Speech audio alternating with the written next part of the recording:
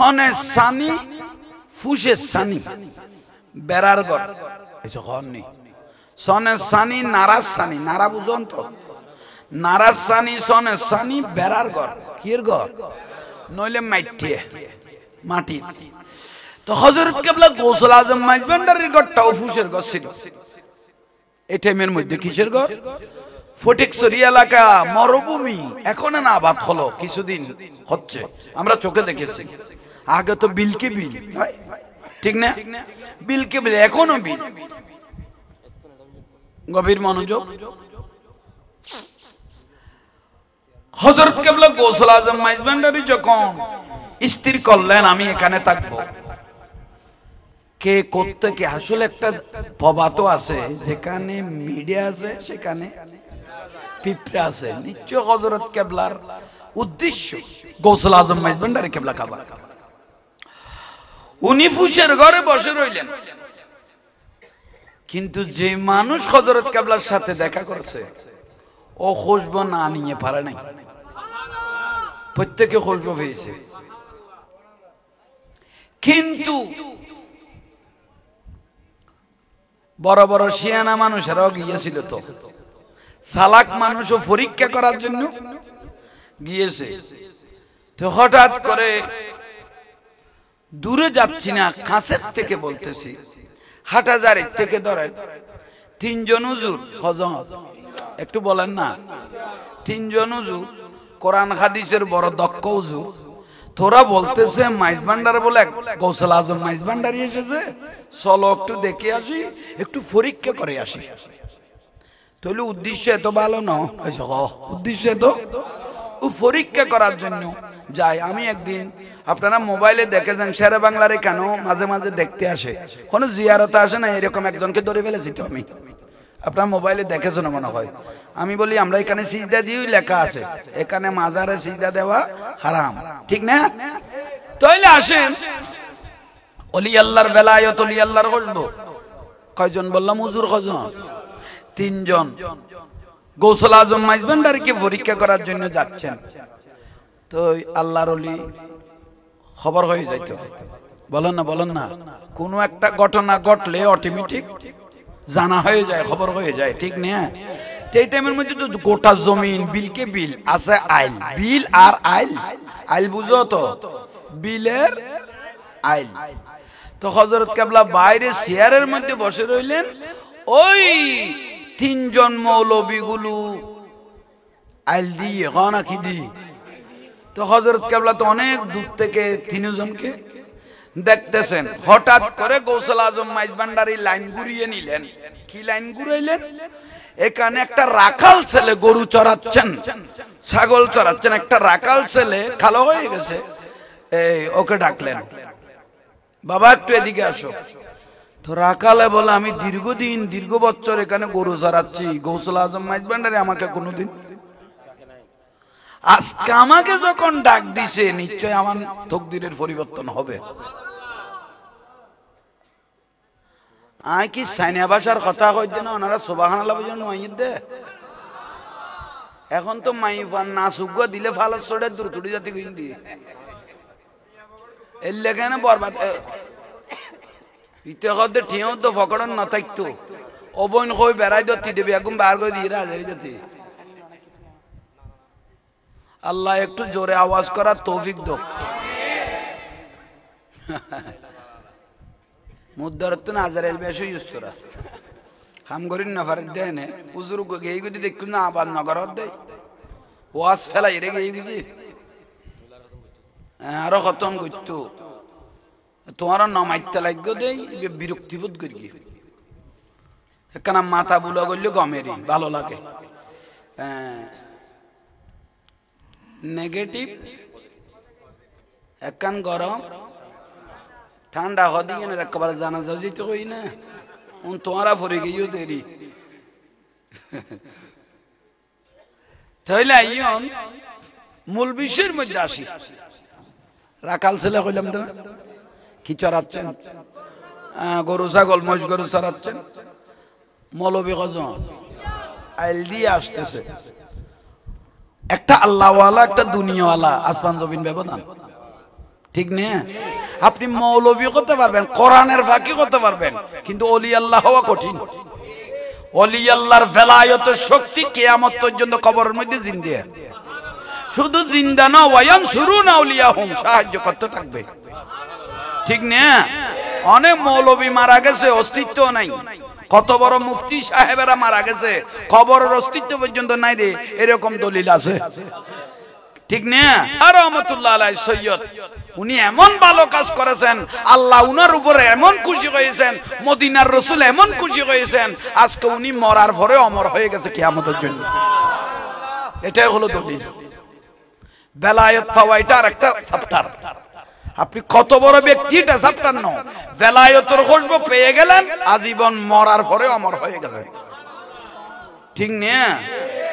বাতিলত তো ফিরে আসে, কিন্তু মরার আগে ফ্যাট ফাড়ি যায় গিয়ে উনারা আবার বরফ দিয়া পরে ঠিকঠাক লাখা পরে ফিরে আসিল।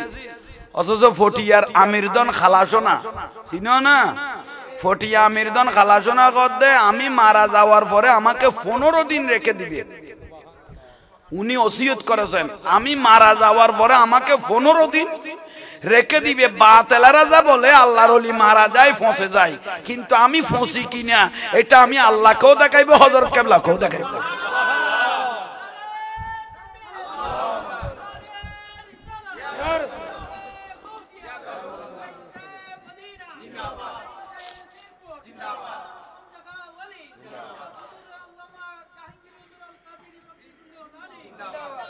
এতক্ষণ খড়ে বই লইতে তুই এটাই তেরা তো কইতো নয় না, তুই আসল দেরি আসে আর গুণ তেন 10 ফোনের দলিল লইবে লই।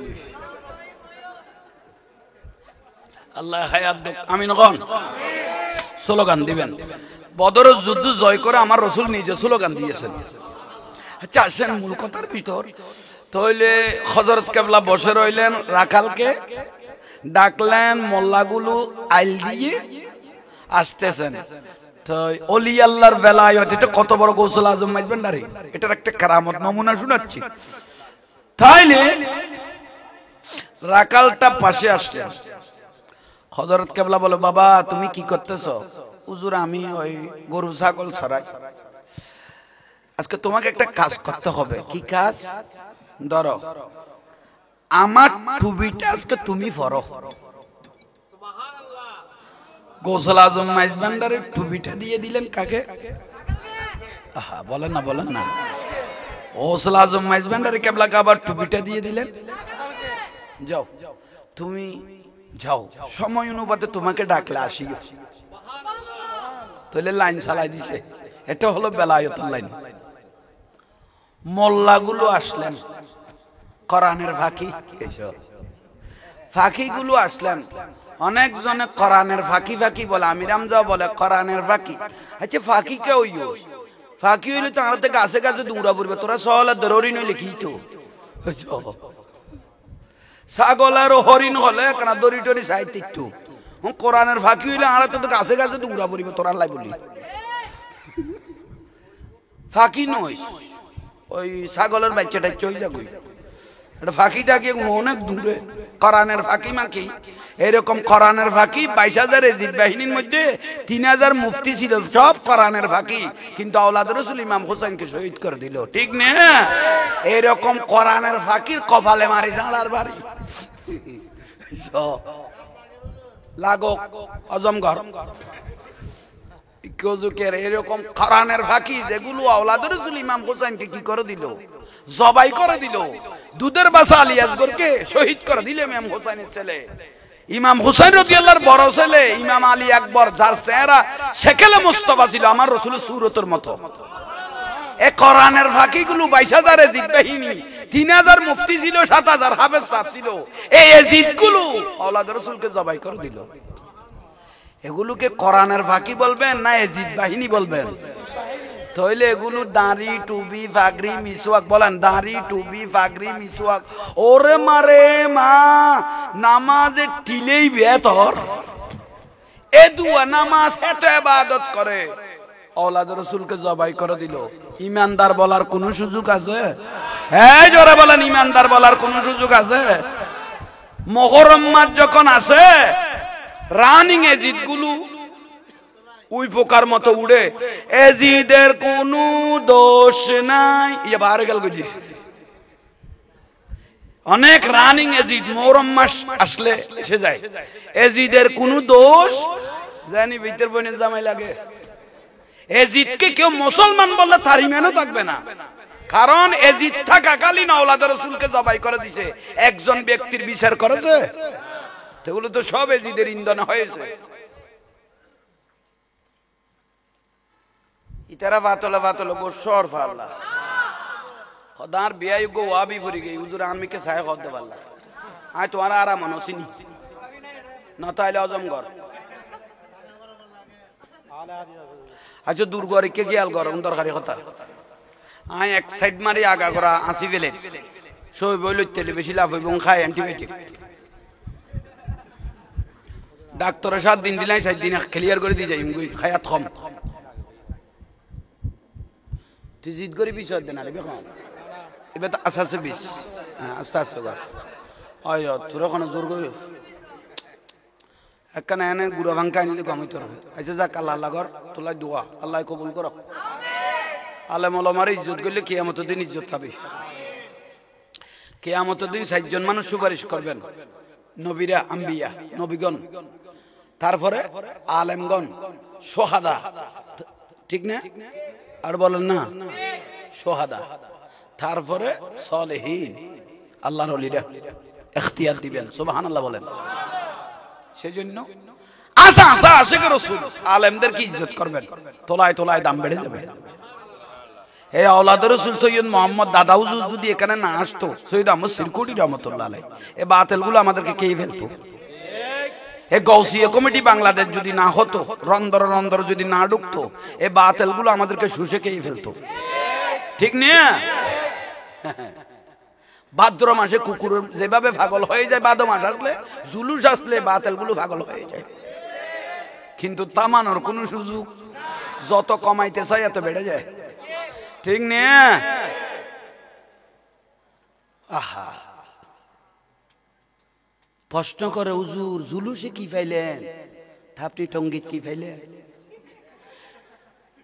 লেলের স্টেশন মাস্টার মাইক দিয়ে খবর দে আপনারা গাঁটটি নিয়ে ঢুকে যাচ্ছেন আমাদের টাকাগুলো দিয়ে যান লামিয়ে গাঁটটি লেগে গিয়ে ভাই শেষ পর্যায়ে সময় টিভির মধ্যে দেখতেছি লেলের স্টেশন মাস্টার ওয়াজ করা শুরু করে দিয়েছে ভাই কত 20 কোটি মানুষের হক আল্লাহর হক নামাজ না বললে আল্লাহ মাফ করতে পারে দয়া করলে কিন্তু আর মাফ নাই টাকা না দিয়ে আপনারা খাট্টলের মতো আমের মতো জামের মতো লটকে যে টঙ্গির মধ্যে গেলেন ফুরফুরে যে ইস্তেমার ঢুকে গেলেন ট্রেনের টাকাগুলো দিয়ে আসিয়েন বন্দার হক বন্দায় মাফ না করলে আল্লাহও কি করবে না তো কি করলেন ভাই টঙ্গির বঙ্গি বুঝা বড় দায় সেখানে বলে কোটি কোটি নাকি উজান ভাই বুঝলাম না টাকাগুলো দিয়ে আসিয়েন এগুলো 20 কোটি মানুষের হক ঠিক না পাতলা পাতলা গোসর আল্লাহ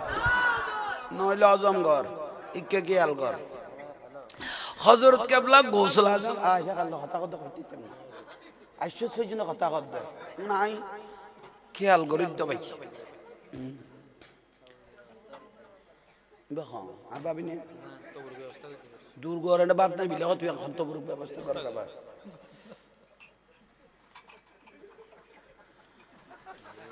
খিলে লারি ফেলা আর দি আই এমকে ছুড়ি লিখকে ডলি ফেলাইতো এনে মরিয়ার বাস আল্লাহ কবুল করো কামিন হ মূল কথা তাইয়ন গোসল আজম উনি বসে রইলেন পাওয়ার কোথায় রাকাল টুপি কোথায় রাকালের মাথায় 3 জন মৌলবী হযরতের দরবারে ঢুকলেন উনি তো জীবিত অবস্থা আছে আসসালামু আলাইকুম ইয়া গৌস ভান্ডারী ওয়া আলাইকুম আসসালাম বসেন কাফের হোক মুশরিক হোক মুসলমান হোক এমনি হোক দুশমন হোক ঘরে আসলে এটা মেহমান জোরে বলেন হযরত কেবলা বসাইলেন মেহমানদারি করলেন হুজুর আমরা 3 জন হুজুর আমরা 3 জন আমরা মনে চাচ্ছে আপনার হাতে বায়াত হওয়ার জন্য হযরত কেবলা বলে মানা নাই তো, বায়াতের জন্য কোনো বায়াত হবে না। কিন্তু হুজুর মনে চাচ্ছে কয়েকটা প্রশ্ন করি, যদি উত্তরগুলো পাই তারপরে বায়াত হয়ে যাব। গৌসুল আজম মাইজভান্ডারী কেবলা কাবা চোখ বন্ধ করে বললেন, বাবা উত্তর দেওয়ার সমতা আমার কাছে, সমস্ত শরীর উযুকুরুল্লাহ, আল্লাহর জিকির চলতেছে, আমার কাজ চলতেছে, ডিউটি চলতেছে। তো তোমরা যখন এত দূর থেকে এসেছো কিছু জানার জন্য, ওই গাছতলে বলেন, ওই গাছতলে একটা রাখাল আছে, যা জানার ওর থেকে জেনে নাও, যা জানার। উজুর তিন উঠা বলে হতে বেইজ্জতের উপর সীমা থাকে, ওড়ো দেখাই দিল যে ডাইরেক্ট গরু সরাই নিয়ে উন আত্মমলয় ন লাখে উন তো দেখতে ফাইখানা ডলি দিল্লি সে বুঝি এটা যারো দৈন্য ন লাখে ডাইরেক্ট ফাইখানা ফাটা দিয়ে দেয়, বেড়াস মারি ফেললে। এখানে নয়, ওই গাছতলে যে রাখাল গরু চড়াইতেছে তার কাছে যাও, ও উত্তর পাওয়ার পরে তারপর আমার কাছে আসিও। সুবহানাল্লাহ, একটু জোরে বললে খুশি হতাম না। তাইলে তো দিবে না, উত্তর দিবে না এটা বলে নাই, মাধ্যম তো দেখাইলেন, ডাইরেক্ট নয় ইনডাইরেক্ট, বলেন না ডাইরেক্ট নয় ইনডাইরেক্ট। যাও, ওরা তিনজন বলে আর কি দেখি রাখালে কি বলে, নিশ্চয়ই এটা একটা হিকমত হতে পারে। তিনজন সেখানে গেলেন, হে রাখাল, এমন ডাক দিলেন, তুমি বলে কি কোরআন হাদিসের উত্তর দিতে পারবে? হযরত কেবলা গৌসুল আজম মাইজভান্ডারী বলেছে তুমি গরু চড়ানো ছেলে, চেহারা সুরুচের ঠিক নাই, তুমি কি উত্তর দিতে পারবে? গরু চড়াই নেই দে দুনিয়াত বহুত বিয়াদব দেখি, তোরা তিনজনের মতো ন, দুনিয়াত বহুত বিয়াদব দেখি, তোরা তিনজনের দিকে খোদা আজি বেইজ্জতের দরজা খুলি গই গই জিন্দি যাই যে দিলে চলিব দেব আল্লাহ। এ বিয়াদব ডাকলে কেন আমাদেরকে? হুজুর আপনাদেরকে কি আমি ডেকেছি? খোদা না, কে পাঠাইছে? খোদা হযরত কেবলা। তা আমার কাছে এসে গরম হয়ে গেলেন যে, আমাকে রাগ দেখাইলেন কেন আপনারা? খোদাই তোমার কাছে রাগ দেখাইলাম, কিন্তু চিন্তার বিষয় কেন আসলেন? খোদা আপনাকে প্রশ্ন করব, আপনি উত্তর দিবেন। বসা ব্যক্তি আর আসা ব্যক্তি, হাদিসের ইবারত আছে বসা ব্যক্তি যারা আসে তাদের তারা কি দিতে হয়। তা আপনারা তিনজন আমাকে তো একটা সালামও দিলে না। হুজুর দেখো তো বাজি গিয়ে ফেললো। তা আপনারা কি আমাকে প্রশ্ন করবেন? খোদাই উত্তর খোদা আপনি দিবেন, যিনি রাখা। তো প্রশ্নকারী বড় না উত্তর দিয়াকারী বড়? খোদা যিনি উত্তর দিবেন উনি। তো রাখা লগত তৈলে তোমারা নিচে বই, আই ওই গাছতলের উড়ে বই এইসব, কারণ আই কি দিম দে উত্তর দেব, আমি উপরে বসি, আপনারা কোথায় বসেন?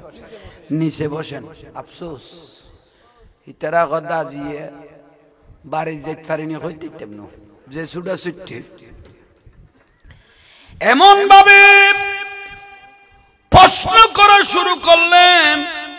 প্রশ্ন করতে করতে করতে করতে তিনজন ওই রাখাল ছেলে চোখ বন্ধ করে এতবার আর এত বৃষ্টি, এত কিতাবের এত বৃষ্টি, কিতাবের এত বৃষ্টি, কিতাবের এত বৃষ্টি, উত্তর দিতে দিতে দিতে তিনজনের এলম ঠান্ডা হয়ে গেল। শেষ পর্যায়ে তিনু মৌলবী ওই রাখালের কদমে পড়ে গেল।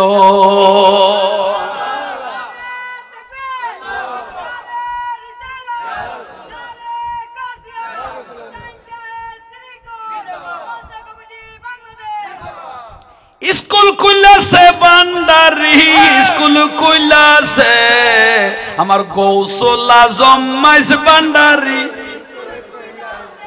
স্কুল খুলছে ভান্ডারি, স্কুল খুলছে গৌসুল আজম।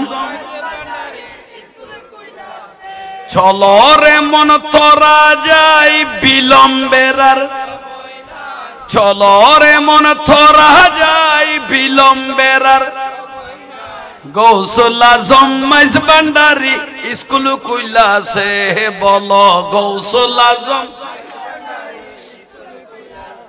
সেই স্কুলের এমনি দ্বারা বিচার নাই রে জওয়ান বুড়া সেই স্কুলের এমনি দ্বারা বিচার নাই রে জওয়ান বুড়া সিনাই সিনাই লেখা পড়া শিক্ষা দিতাছে ও ভান্ডারি সিনাই সিনাই লেখা পড়া শিক্ষা মাস্টারি মহিনা ছাড়া এলমেলু দুনি পড়া মাস্টারি মহিনা ছাড়া এলমেলু দুনি পড়া কাগজ কলম দুয়াদ কালির কি দরকার আছে আমার গৌসুল আজম স্কুল কইলাছে বলো গৌসুল আজম চলো রে মন থরা যাই বিলম্বের আর চলো রে মন থরা যাই বিলম্বের আর সময় নাই গৌসুল আজম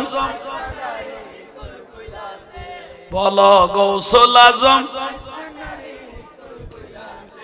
আবাল বৃদ্ধ নর নারী সবে করে হুরাহুরি আবাল বৃদ্ধ নর নারী সবে করে হুরাহুরি নাম করে রেজিস্ট্রি ভর্তি হইতাছে আরে নাম করে রেজিস্ট্রি খালু বলে বলে এলে এখন কেন পাশুরিলে জবান বন্দি দিতে গেলে ঠেকবি দিতেছে আমার গৌসুল আজম মাইজ ভান্ডারি বলো গৌসুল আজম মাইজ ভান্ডারি চলো রে মন থরা যাই বিলম্বের আর গৌসুল আজম